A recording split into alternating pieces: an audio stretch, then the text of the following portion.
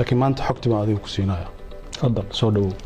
gabadhaas mu'aamaradeeda siday u bilaabatay ilaa u dhammaatay waxay ahayd waxay shaqo u doonatay xafiiska ra'iisul wasaare maxamed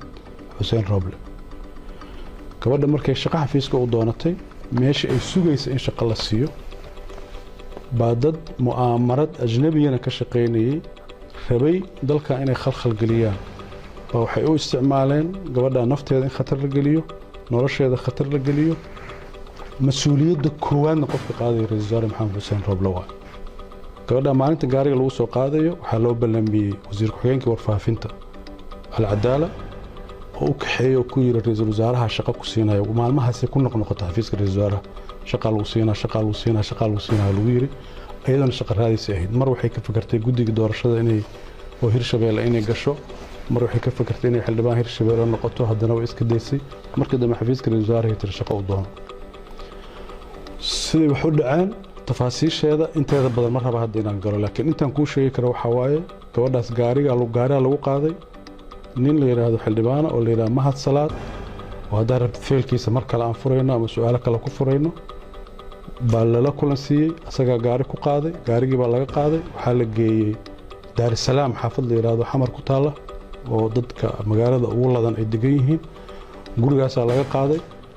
waxaa la marsiiyey shabeellada hoose meel jilib u dhow baa la geeyey halkaasaana lagu dilay nin la yidhaha mahad karataay oo madaxda shabaabka ka mida baan operation ka fuliyey oo ay xiriir dhow leeyihiin mahad salaad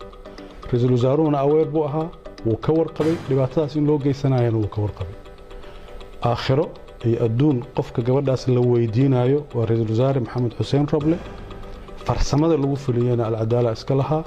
gacanta fulisayna mahad salaad waaye cidda dishayna waa al-shabaab sidaas aan kugu sheegaya buuna qorshahaygu ahaa inaan guddiga amniga qaranka hortooda ka sheego laakiin si aysan xogtaas u bixin waxaa la qaaday 4 tallaabo hay-adda in la dhoofaada shaqada laga joojiyey taliye cusub in loo magacaabo waad ogtahay in taliye cusub loo magacaabay aniga eelaboorka laygu celiyey jabuuti anoo taransida oo dowladda jabuuti la isticmaalay oo la dhexgalay markii aan xamar imaadayna waxaa la diiday shirka in la qabto ra'iisul wasaaruhu wuxuu diiday inuu shir ka soo qayb galo marka haddii kiiska inta tallaabo oo la qaado waxaad ka garan kartaa cidda qaadaysa maxay kiiskan u qaadaysaa taliyaha nabad sugidda haddii la rabo in la baaro shaqada laga joojiyey taliye kale la magacaabay safarkii baa loo diiday shirkii baa la diiday waxay ku tusinaysaa waxaasoo dhan waxa loo samaynayo lixaajatin fii nafsi yacquub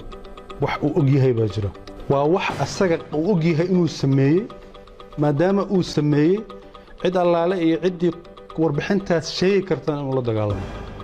dagaalku ra'iisul wasaaraha uu waday oo hay-adda ku qaadaan 2 hadaf oo kala ahaa sumcadda hay-adda in la dilo institutionka dowladdana la burburiyo waa meesha ajnabiga ay ka soo galeen oo ay rabaan hay-adda nabad sugidda iyo sirdoonka qaranka maadaama ay dowlado fara badan dhaaftay oo qaarkood dariska ay ka hormartay in dib loo soo celiyo heerkii faragelinta maalinta aan kuu sheegayna lagu soo celiyo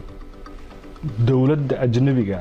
ee kiiska ikraan fulintiisa fududeyntiisa qaadatay way waa 2 dowladood mar raba hadda magacooda inaan sheego dadka Soomaaliyeedna waa fahmayaan laakiin mar raba inaan magacooda sheego laakiin fahad waxaad sheegtay magacyo ay ka mid yihiin mahad salaad oo hadda hay'adda haysta injineer maxamed xuseen roble oo ra'iisul wasaare ah iyo cabdiraxmaan yuusuf alcadaala oo ah wasiir ku-xigeenka wasaaradda warfaafinta sidaas la mid ah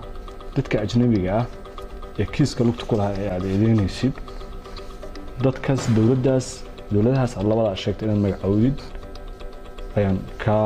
doonaynaa hadda inaan sheego diyaaru bihi asbaabo jira dartood waxaa jira markaad mas-uul sirdoon soo noqotay fasax u baahantaa wadan iska sheegi karin hadda fasax laakiin dadka Soomaaliyeed waa og yihiin dowladahaas aan ka wado way yaqaaneen imaaraadka iyo Kenya miyay noqon karaan adiga dhahay ani ma dhihin هذا ده gabadha gaara lagu qaaday saa sheegtay waxa la geeyay xaafad magaalada Muqdisho kamid ah gaarigana waxa sheegtay in loogu ballamiyay xafiiska wasaarada waliba aniga wadanka waa ka maqanaay markaas shirkooda waxaan rabaa inaan kugu daro xataa aan ka ilaabay dadkaas mar kastoon aniga wadanka ka maqanahay mashaariic sameeyaan kiiska ikraan waxa la alifay anoo maqan kiiska hay'adda isbedel lagu sameeyo waxa la sameeyay anoo maqan saddex bari ka horna ma aqaan